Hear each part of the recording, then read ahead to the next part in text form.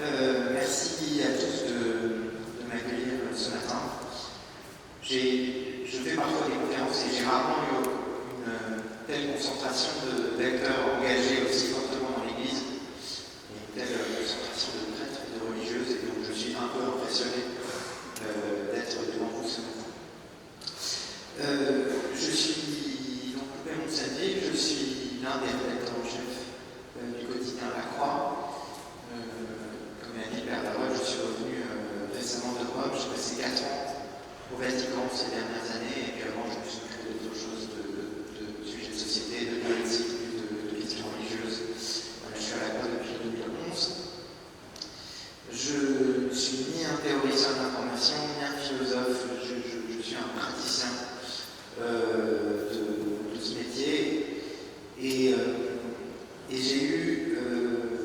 Voilà, j'ai travaillé sur cette matière passionnante et complexe qu'est la religion, qui est une matière un peu particulière quand on est journaliste chrétien, parce que c'est une matière qui vous touche intimement. C'est pas comme si je trouverais la macroéconomie, ou l'extrême gauche, ou l'Amérique latine. Voilà. La religion, quand on parle de religion et de l'actualité religieuse, quand on est un journaliste chrétien, parce que c'est ça qui m'a été demandé, c'est aussi de parler de ce point de vue-là, c'est aussi quelque chose qui vous touche vous-même et qui fait bouger des choses en vous. Alors je ne vais pas vous confesser ce matin, mais c'est une dimension importante, et en particulier lorsque on a à couvrir ces affaires d'abus, soit en écrivant sur les victimes, soit en écrivant sur les abus eux-mêmes, sur les systèmes qui ont porté à couvrir, minimiser certains actes, certains faits. J'ai eu affaire régulièrement, que ce soit en France ou au Vatican. Couvrir ces sujets quand on est journaliste, c'est jamais banal. Il n'y a aucun plaisir à le faire. On y va toujours à reculons, et je pense peut-être qu'on a cette expérience ici, c'est-à-dire que c'est un sujet qui à la fois nous intéresse et qu'on travaille, et en même temps c'est un sujet qui nous répugne. C'est un travail difficile face aux abus. Voilà. C'est un travail difficile, et quand j'en parle avec l'équipe du service religion de La Croix, il y a une dizaine de personnes qui travaillent, il y a des gens qui passent beaucoup de temps, et voilà, c'est jamais quelque chose de banal de travailler sur ces questions. Il y a plusieurs choses qui se jouent dans ce travail. Il y a d'abord un rapport à la vérité. Alors la vérité, c'est compliqué pour les journalistes parce qu'on tend toujours vers la vérité, et c'est un chrétien, et nous on croit en tout cas qu'elle nous rend libre. Mais la vérité, c'est aussi une exigence journalistique. La charte de Munich, qui date de 1971, qui définit 10 devoirs, 5 droits pour les journalistes, elle enjoint de respecter la vérité, quelles qu'en puissent être les conséquences pour lui-même, pour le journaliste, et ce, en raison du droit que le public a de connaître la vérité. Et le deuxième point qui est dans cette charte, elle est autour du respect du secret professionnel. Ce rapport à la vérité, il s'exerce quand on est journaliste dans un contexte précis, avec des contraintes. On a des contraintes de format, on a des contraintes de temps. J'avais un ami à Rome qui me disait toujours que c'était journaliste espagnol, qui disait toujours tu veux la précision ou la rapidité. Et donc on est toujours entre ces deux, éléments, et donc on a ces contraintes à la fois de temps, à la fois de format, et quand on travaille sur ces questions-là, on les a aussi. On a aussi cette volonté de reconstruire cette vérité, c'est-à-dire que la vérité qui est journalistique, elle est à la fois partielle, parce qu'elle est en fonction des interlocuteurs qui sont en face de nous, elle dépend du langage, elle dépend de la pensée, du contexte socio-culturel de chacun, et elle se place toujours dans le cadre d'un échange. Cela étant dit, comment nous arrivent ces questions, comment nous arrivent les affaires à La Croix. Alors je vais essayer de ne pas trop dire parce qu'il y a une mère qui fait. Voilà. Mais voilà, comment nous arrivent les affaires. Il y a plein de canaux différents, et puis alors ça a pas mal évolué ces dernières années. Ça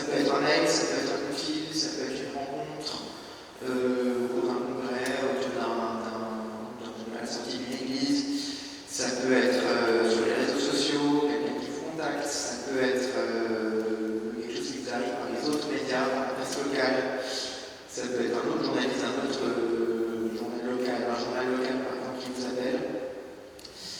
Et donc, nous, à la Croix, on a des signalements, des gens qui nous appellent tous les jours. Ça peut être des affaires très anciennes, ça peut être des choses récentes, ça peut... Voilà, c'est toute une diversité de tout ça. Il y a des gens qui appellent d'autres qui j'ai entendu parler de quelque chose. Donc voilà, il y a toute une diversité et donc il y a là-dedans un travail de vérification, de tri, dont je reviendrai sur tout à l'heure, qui est difficile, qui est lent, qui est un peu pénible, parce qu'il faut se plonger dans une affaire. Et le premier point d'attention auquel moi j'essaie toujours de faire face, c'est lorsque j'ai une victime au téléphone ou quelqu'un qui se décrit comme une personne victime, c'est une chose. Ça m'avait été conseillé par une psychologue à Rome qui travaille beaucoup sur ces sujets-là. Les victimes, quand vous êtes journaliste et qu'elles vous appellent, elles ont toujours l'impression qu'une fois qu'elles vous ont parlé, tout va être résolu. Donc elles vous appellent, elles évaluent leur histoire, et pour elles, c'est déjà un aboutissement d'être arrivé là.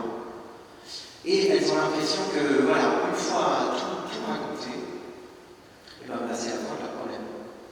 Parce que ça fait partie de ce processus comme ça, de libération de la parole. Et donc il faut être attentif à ça, parce que c'est évidemment pas le cas. Parce que d'abord, vous, journalistes, vous n'allez pas forcément écrire sur cette histoire. Vous allez la vérifier, vous allez lui poser des questions, vous allez aussi appeler soit la personne qui a mis en cause, soit ses supérieurs hiérarchiques. Et donc, voilà, il y a cette attitude à avoir face aux gens que vous avez au téléphone et qui se confient à vous. Ça, c'est un premier point. Le deuxième point, c'est l'attitude face à nos lecteurs. Alors, nos lecteurs, ils sont comme vous, ils sont comme moi, ils sont très ambivalents sur cette question. À la fois, ils en veulent plus, ils veulent savoir, ils veulent la vérité, et en même temps, ils n'en peuvent plus. Et je pense qu'on est chacun dans cette ambivalence, en tout cas, moi, je le suis. C'est-à-dire que je veux qu'on continue à en parler, parce que c'est important, parce que j'ai l'impression que c'est un travail de purification qui se fait, et que je pense sincèrement que moi, en parlant de cette affaire, j'aide, comme chrétien ou catholique, j'aide aussi mon Église à avancer, sans être un chevalier de blanc, voilà. Mais en tout cas, c'est ma manière de contribuer à ce que l'Église puisse avancer, et en même temps, je n'en peux plus. Voilà. Et nos lecteurs sont comme ça. Donc en fait, ils en veulent plus, puis ils en veulent moins. Ce qui est intéressant, c'est que chez eux, et je pense que c'est révélateur d'une forme d'opinion publique catholique, il y a eu vraiment un basculement en 2019. Je ne sais pas si vous vous souvenez, c'est la mars 2019, c'est la diffusion par Arte du documentaire sur les religieuses abusées. Il y a là, en tout cas, chez nos lecteurs, une sorte de claque énorme qui se produit. Et une prise de conscience que quand même, c'est vraiment grave. Voilà. Avant, on avait beaucoup de lecteurs qui, quand on écrivait sur ces affaires, vous écrivaient en disant vous exagérez, vous en faites trop. Alors ça n'a jamais cessé, hein, parce qu'on est toujours ambivalent entre vous en faites trop, vous en faites pas assez. Mais là, pour moi, il y a quelque chose de fort. Et d'ailleurs, j'ai regardé les chiffres hier dans le temps avant de sa conférence. Et quand même, le 5 mars 2019, jour de la diffusion par Arte de son documentaire, il y avait 1,5 million de téléspectateurs qui regardaient. C'est pas mal.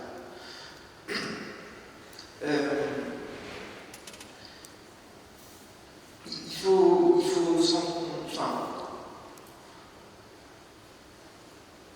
se rendre compte qu'il y a une large proportion de sujets sur lesquels on enquête, sur lesquels on fait des vérifications, qu'on ne traite pas dans le page en fait. Même si les faits sont avérés, parce que soit c'est déjà bien traité par la justice civile, par la justice ecclésiale, soit on veut éviter l'effet de saturation de nos lecteurs. Alors il y a surtout des gens parmi vous qui trouvent qu'il y a trop, on en parle trop. Voilà, et vous savez, de construire un journal, de construire une couverture, c'est un équilibre qui n'est pas facile. Donc voilà, on réajuste sans cesse les choses. Et donc on veut éviter cet effet de saturation des lecteurs et puis on va imposer 10 affaires par jour, une affaire par jour. Et puis il y a une question de moyens humains, c'est-à-dire que d'enquêter sur ces questions, eh bien ça prend du temps. Il faut aussi faire attention aux journalistes qui s'en occupent, parce que ça fait un peu abîmer les gens.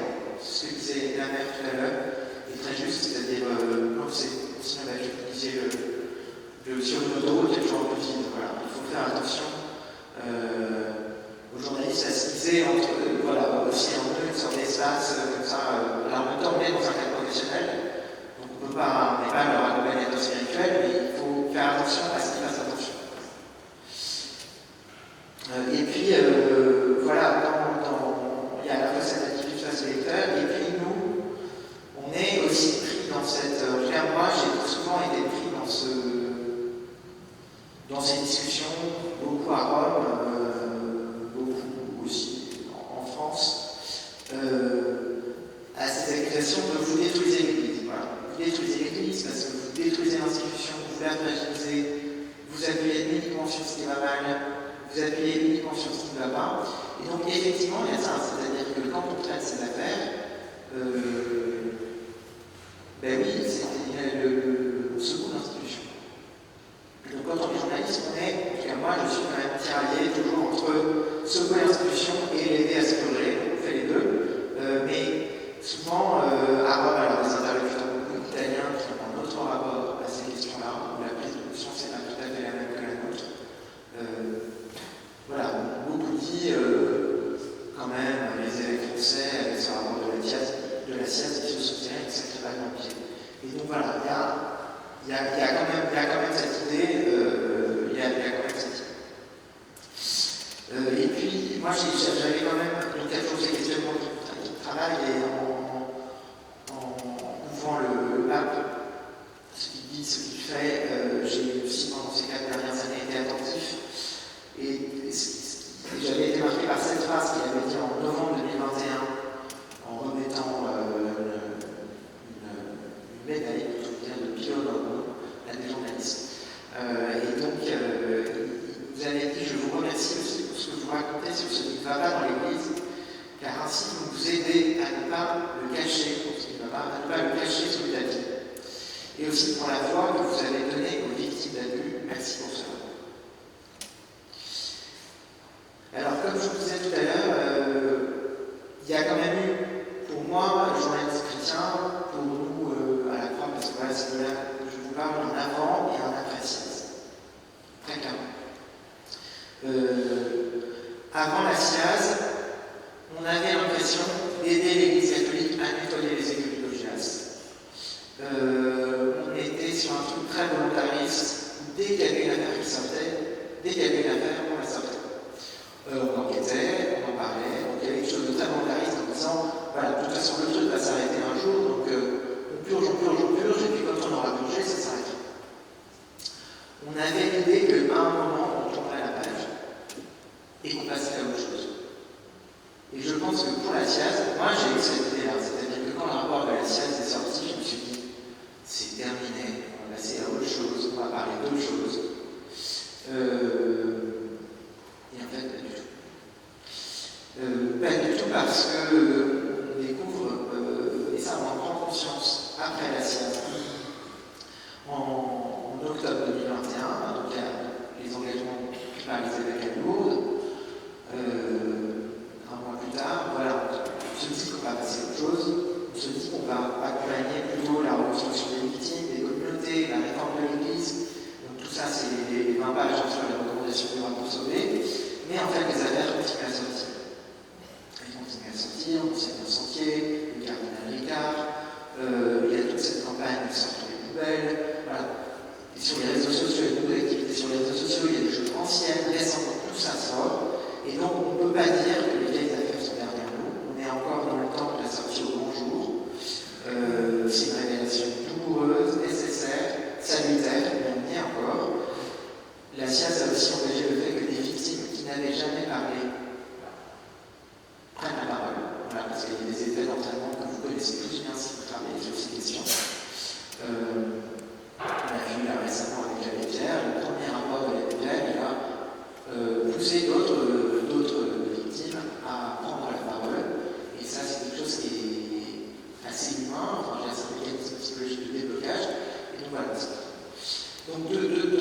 masse de révélations qui donne le vertige. On doit à la fois, effectivement, comme je vous disais tout à l'heure, enquêter pour rendre compte, pour se rendre compte du sérieux des faits. Il y a des gens qui nous appellent et qui ont un problème psychologique, un problème psychiatrique, et des faits qu'on n'arrive pas à vérifier. Donc voilà, c'est ce gros travail de tri. Mais on est aussi obligé de faire des choix parce que, comme je vous disais, on ne va pas faire la chronique de toutes les personnes qui sont mises en cause pour des crimes de pédocriminalité. On ne va pas non plus faire la chronique de toutes les questions d'emprise, qui sont des questions journalistiques, qui sont très difficiles parce que l'emprise est toujours dans cette zone grise. Comment est-ce qu'on définit l'emprise? Une emprise qui a été subie, quand on l'a subie ça il y a 10 ans, c'est pas une emprise, et 10 ans plus tard, on se rend compte que c'est une emprise. Donc voilà, tout ça c'est très difficile.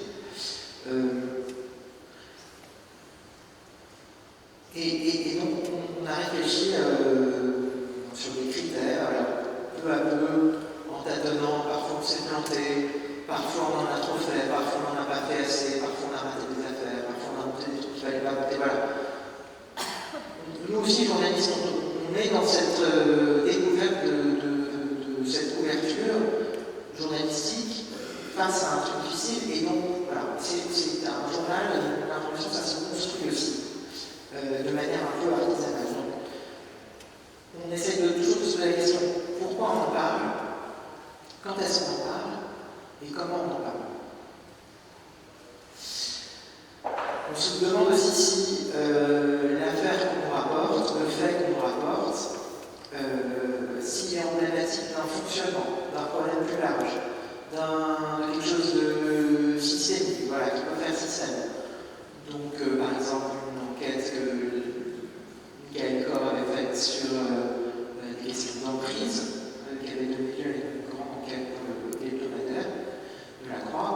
Et ben voilà, on avait creusé cette affaire parce qu'on a estimé qu'elle était emblématique de d'autres affaires d'emprise, et donc on a voulu se plonger dans une pour démontrer un mécanisme plus large. Le deuxième critère, c'est que ça concerne alors, c'est 3 critères qui sont individuels et qui peuvent se combiner. Le deuxième critère, c'est une personne connue. Voilà, là, clairement, la BPR, je ne vais pas éviter ou alors une personne qui a une forme de connaissance, enfin de renommée, d'aura à l'intérieur de l'Église catholique, dans la communauté catholique. Donc ça, c'est aussi un critère.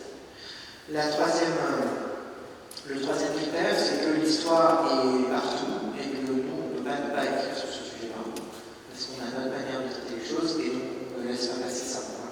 Donc c'est un peu ces 3 critères, avec les 3 questions que je vous dis en avant. Pourquoi on en parle, quand est-ce qu'on en parle, comment on en parle.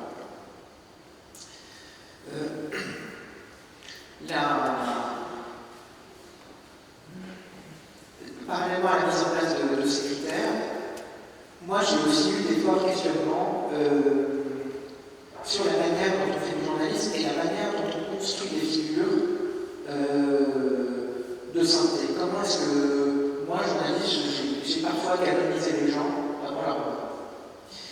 Et personnellement, j'ai pris conscience de quelque chose, enfin ça m'a vraiment explosé dans la gueule, je vais dire ça ici, mais au moment de la mort de Jean Daniel.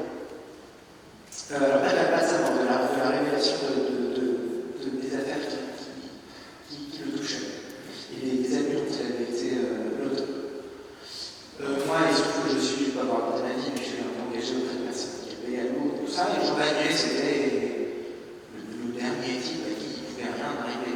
Il s'est dit, bon, tout le reste, c'est bon. Mais Jean Daniel, ça ne bougera pas, c'est sûr. Et donc, quand cette affaire explose, moi, j'ai quand même été ébranlé de manière très forte, avec plein de journalistes d'ailleurs de la Croix, de Bellerin, enfin d'autres titres catholiques dont on parlait pas mal entre nous.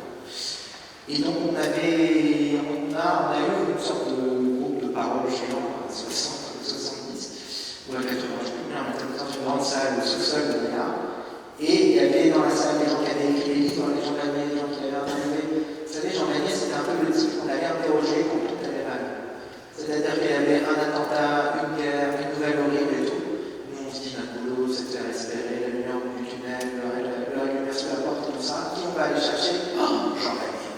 Au moins, il va nous dire que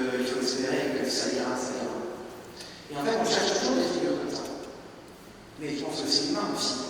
Mais en allant chercher des figures comme ça, eh ben, on a participé à une forme de canonisation.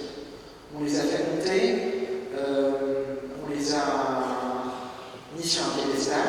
Alors, pas que moi, ils se sont dit tout ça, voilà, mais on a participé à ce processus. Et donc, c'est vrai qu'aujourd'hui, dans ce désastre journalier, moi, j'ai senti une part de responsabilité, en fait, personnelle. Dans ce que j'avais fait moi, mais aussi dans le titre pour lequel je travaillais. Et j'ai un ami qui a écrit le dernier livre, un des derniers livres avec Jean Benet, il a été absolument dévasté. Voilà. Et en même temps, on est dans un monde qui demande de l'incarnation, qui demande de construire des figures, qui demande de suivre des gens, et puis je veux dire, on a l'histoire des saints, on est. Alors voilà, on se rend compte que celui qu'il faut suivre, c'est, on parle avec le père Bouteille, c'est le Christ, le Christ, le Christ. Mais on a aussi envie de suivre ses témoins. Donc voilà, aujourd'hui, on hésite beaucoup plus à la croix, à la mettre en avant, en tout cas moi j'ai vraiment des fortes hésitations à mettre en avant des personnes, parce que c'est terrible à dire, mais on ne sait jamais. C'est horrible de dire des choses comme ça, mais en tout cas, voilà, il y a eu une forte réaction à ce moment-là, et moi j'ai quelque chose d'assez. Puisqu'on est dans le volet témoignage, quand on est un journaliste chrétien et qu'on travaille sur ces questions, on est toujours secoué, ébranlé, voilà. Et donc effectivement, cette affaire Daniel, moi, elle m'avait quand même très fortement secoué. Et ça m'a poussé à l'époque à réfléchir à ma pratique professionnelle face à ma foi. Alors, j'espère que si je vous explique, j'essaie de faire avoir les choses, quand je suis dedans, quand je vais dans une messe pour le boulot, je communique, mais finalement, en fait, je communique. C'est toujours un peu compliqué, mais pour moi, il y a trois aspects. Il y a d'abord un rapport à la vérité, tel que le définit la charte biblique, mais aussi la vérité du monde libre. Enfin, mais pour moi, c'est vraiment lié.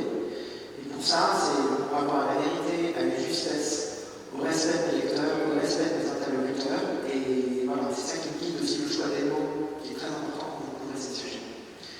La deuxième chose, c'est mon rapport à l'espérance. Essayer de trouver du bon dans le monde d'aujourd'hui. D'essayer avec lesquels je disais, de trouver des témoins qui fassent espérer sans avec cette difficulté. C'est pas de la naïveté, ça relève plus du combat, d'espérer dans ce monde. Voilà, c'est le deuxième point. Le troisième point, c'est mon rapport à l'Église. Alors, j'avais été au séminaire français il y a quelques mois, on avait discuté avec les jeunes prêtres qui étaient là, et ils m'avaient dit, mais est-ce que les affaires, tout ça, ça change votre rapport à l'Église? J'ai dit, et vous? En fait, je pense qu'on est tous dans ce truc-là, c'est-à-dire que ça change tous notre rapport à l'Église. En tout cas, moi, ces affaires-là, ça les a changées. À la fois, ça l'affaiblit et ça l'enfonce. Ça l'affaiblit parce que je suis très conscient de la part humaine de l'institution. Et en même temps, je suis convaincu que si l'Église catholique et le Vatican encore plus, pour plein d'autres choses, pas que les sexuelles, sont encore là au bout de 2000 ans, c'est quand même la preuve ultime de l'existence de Dieu. Donc voilà, je pense qu'il y a quelque chose là, c'est quand même un signe. Si cette institution est encore debout, elle est brinque-ballante, elle est faite avec nous qui sommes tous des bras cassés, qui faisons ce qu'ils pouvons, et voilà, il y a quelque chose de cet ordre-là. Donc, ça n'a pas ces affaires-là à la fois secoue et en même temps renforce un rapport à l'Église parce qu'elle me fait m'attacher à sa fragilité et en même temps la capacité d'avancer et de reconstruire et de l'aider à avancer. Voilà. Encore une fois, sans adopter la posture du chevalier blanc, en essayant d'être à la place de là où je suis. Je voulais conclure, moi aussi avec le pape François qui devait sortir original, toujours avec un peu ce discours de novembre 2021. On était dans une des salles du palais apostolique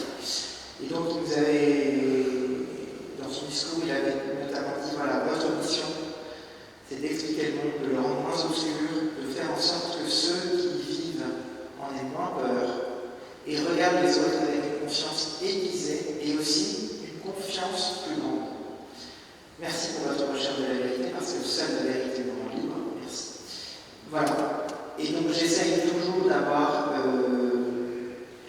quand je travaille sur ces questions, à la fois comme journaliste et aujourd'hui comme rédacteur en chef, c'est-à-dire comme si celui qui a à commander des articles, réfléchir sur ce qu'on traite pas, gérer les tensions qui sont liées à ces questions-là, toujours essayer d'avoir ces repères en moi et pouvoir me guider sur ce qui est un chemin qui n'est pas fixe. Voilà, le traitement des abus contre les journalistes, il n'était pas le même en 2015, il ne sera pas le même en 2030, parce que les choses bougent.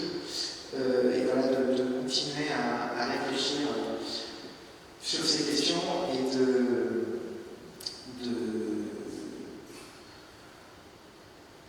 renforcer sans pour autant m'endurcir